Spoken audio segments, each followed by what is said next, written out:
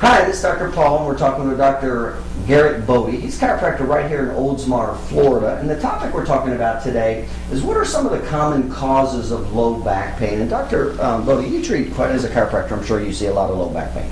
We see low back pain on a daily basis. We have patients that come to see us every day, and that's probably our most common condition. If you don't mind, let's go into a little detail about what are you seeing as some of the common causes? Why are the patients you're seeing having low back pain? Some of the most common causes that we see are going to be things like disc injuries, joint problems in the facet or deterioration of the joint, things like arthritis, or pinched nerves, which can be due to a disc injury or misaligned vertebra, or even actually swelling within the spine around the spinal nerve. Now, when you say disc injuries, joint, and pinched nerve, which one of those are you seeing as that's most common?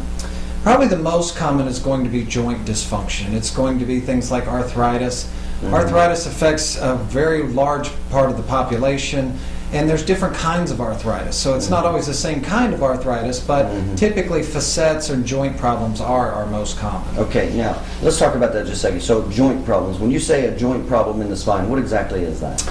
The bones of the spine have, each individual bone has 4 joints. A joint is an area where a bone comes together with another bone. And in the bones of the spine, you have 4 of these, 2 on the top and 2 on the bottom for each bone of the spine. Those joints have a capsule surrounding it that has fluid in it that gives nutrients to the joint, and that allows for the movement and fluidity of the bones of our spine, which allows us to move in many directions. And you're saying that joint inflammation, you're seeing that as a common cause of back pain, right? Absolutely. Now, what are some of the activities that are causing joint inflammation that you're seeing? Some of the activities can be overuse injury, trauma. A lot of times auto accidents are going to cause some damage to some of these joints as well. But within those realms, those are the 3 most common that we see. Okay. Now moving over to the disc, do you see very much disc injury? Absolutely. That's another common thing we see almost on a daily basis. The disc is the soft cartilage in between each one of the bones of the spine, and it's basically a fluid-filled sac. It's a sac that has water in it, and it's there to give cushion to the spine. Sometimes if the bones of the spine are twisted too quickly or torqued in the wrong way, or sometimes again from an auto accident or severe trauma, you can damage these discs, which causes the disc to swell outside of its normal positioning, causing irritation to the rest of the spine. And you've heard this term before, slip disc, haven't you? Oh, absolutely. What is the difference between, say, a slip disc or a disc bulge versus a disc herniation? A slip disc is basically where a disc has lost its proper position, and it's usually due to the surrounding bone structure. The disc itself is ligamentously attached in there, so it can't really move too much, so most of the time it's due to a misalignment in the vertebra. A disc bulge is where a disc itself has been irritated or injured itself, and the disc begins to swell from that irritation, and that added space that it begins to occupy starts to press in either to a nerve root or the surrounding tissue, causing pain. A disc herniation is the worst of all 3 cases, and that's where that cartilage in between those bones, that disc itself, has actually been ripped or torn. That causes the fluid that keeps the disc height to where it is. That fluid begins to leak out, causing the shrinkage of the disc and loss of height, and that eventually causes a deterioration in the spine. Now, what is some of the common causes that are causing a disc bulge or a disc herniation? What have you found within your patients? It's usually where a patient over a period of time has not been maybe taking the best care of themselves, and then ultimately tries to either get back into physical activity or has an accident, or maybe is not even lifting properly and ends up doing something maybe at work where they've not tried to pick something up where they weren't really ready to do it. Or another common cause that we see constantly is patients that sit for 6, 7, 8 hours a day. So am I hearing you right that a lot of times when your patients come in with disc-related problems, it's not absolutely new and fresh? Not always, absolutely. Some of these patients have had a disc injury that was maybe asymptomatic and maybe did one last thing or one wrong move and turned that disc into a very symptomatic type of situation. Okay. And now, moving over to the pinched nerve, what exactly is that? Pinched nerve is where, from in between each one of the bones of the spine, there is a nerve that comes out on each side. Those nerves branch off and go to every part of the body carrying information from the brain.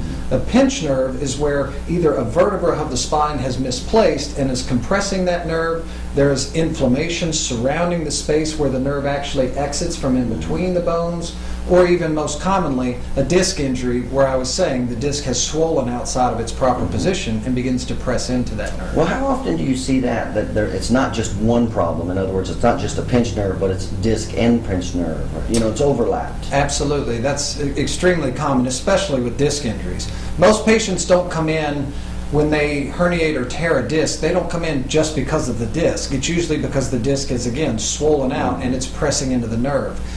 The area where the nerve exits the spine is the most sensitive part of that nerve, and that pain is pretty significant. You'll get burning pain, stabbing pain, or it's usually a very sharp, significant pain, and that's typically what brings them to our office. By the way, what would be some of the different symptoms, and are they varied? Let's say if I had a joint symptom versus a pinched nerve symptom versus a disc herniation, are those symptoms varied?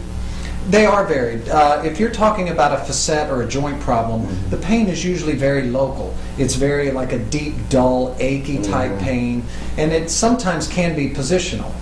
With a disc injury, that pain is constant, and it's usually a sharp, stabbing, burning type pain. The difference is the pain goes from a dull to a sharp pain, and a lot of times those are the type of symptoms that you see not only with disc but also with pinched nerve.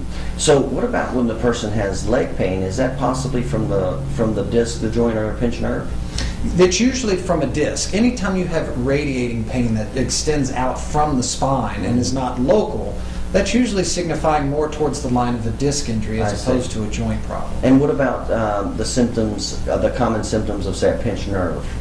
Pinched nerves, you're going to see the pain, you'll get similar symptoms to a disc. However, often those symptoms aren't quite as severe. They're similar in the sense that it is still maybe a burning pain or a sharper pain, but it's not just quite as significant as when the disc itself is pressing into it. The disc itself does have a nerve supply, so it can be pain just from the disc tearing as well. So when you have a disc pain and the nerve being pinched by the disc, the pain will definitely increase in intensity. And how much of a factor in low back pain is muscle pain?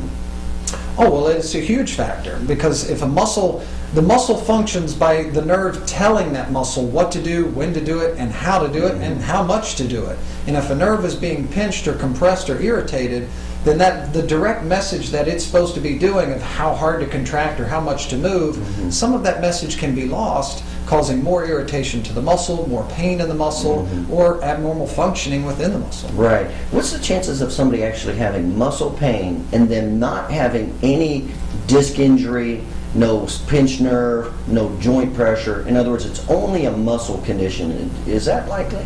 Oh, absolutely. If someone comes in and it's usually if they have just a muscle problem, if it's not a disease process that this person has had for a long period of time, then it's usually something where they've done something and pulled the muscle or torn some of the ligament or pulled some of the fibers within the muscle. Oh, I see. So you're saying that might be more trauma related? Yes. What about the patients who think they may have like cancer, an infection, or tumors? That's something that you see very often causing back pain? It can, obviously. Any kind of thing that can form in the spine that's abnormal and should not be there can always cause pain. What's the likelihood? It's not something we see a lot in our office. It's usually a different type of symptom. A patient has some type of tumor or cancer that forms within the spine. It's not an immediate onset. It's something that forms very gradually and insidiously over a long period of time. As that tumor grows and gets bigger and bigger and bigger and begins to compress other tissues, the pain gets worse and worse. With a disc injury, it's usually when you did it, and it's a significant pain. Now, is that something you can diagnose if somebody has an infection and a tumor versus a disc injury versus a pinched nerve? Absolutely. When we go through our examination, there's certain orthopedic and neurological tests that we do to determine, is this looking more like a disc, a joint, or a pinched nerve? or is maybe there's something else going on. And also with the use of radiology and x-ray things, we can further determine and diagnose exactly what is going with each patient. Now, what would happen if you saw and evaluated a patient, they did have, say, an infection in the lower back that was causing, or a tumor? What would you do under those circumstances? In those circumstances, our job is to make sure that that patient gets the care that they need. That is definitely outside the scope of chiropractic, and in that sense, we would definitely refer them to a physician that would be able to I help see. them. And you say that that's pretty rare. Yes, that is Okay. pretty rare. And so basically, you're seeing a lot of back. You say back pain is probably the most common. Oh yeah, problem. absolutely. That's for chiropractic. That's our bread and butter. That's what we help the most with, and those are the things that we can help to give the most relief for our patients. Okay, good. All right, very good. And again, we're talking with Dr. Garrett Bode. He's a chiropractor right here in Oldsmar, Florida. If you're having any back pain or lower back type of problem, certainly feel free to give him a call. You take care.